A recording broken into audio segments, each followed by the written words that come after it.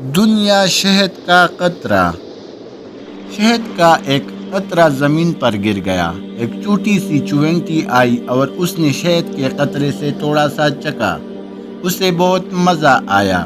اس نے کسی کام کے لیے جانا تھا۔ جب وہ جانے لگی تو شہد کا مزہ اس کی منہ میں مزید پانی لانے کا سبب بنا اور اس کا منہ بھر آیا۔ کیا زبردست اور مزیدار شہد ہے! کتنا میٹھا ہے، اور آج تک میں نے ایسا شہد نہیں کھایا۔ وہ واپس لوٹی اور شہد میں سے تھوڑا سا اور چکھ لیا۔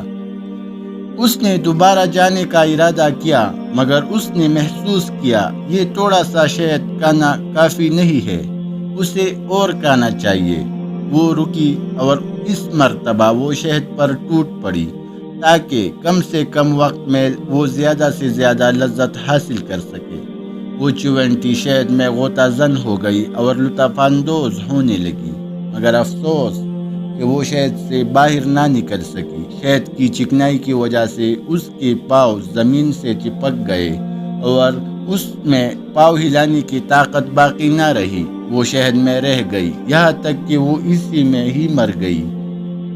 اس کی لذت اندوزی نے شہد کو ہی اس کی قبر میں تبدیل کر دیا۔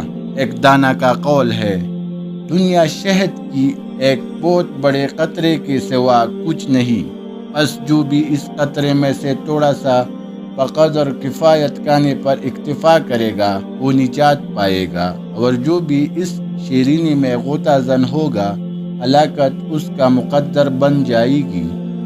اللہ تعالی ہم سب کو سمجھنے کی توفیق عطا فرمائے، آمین۔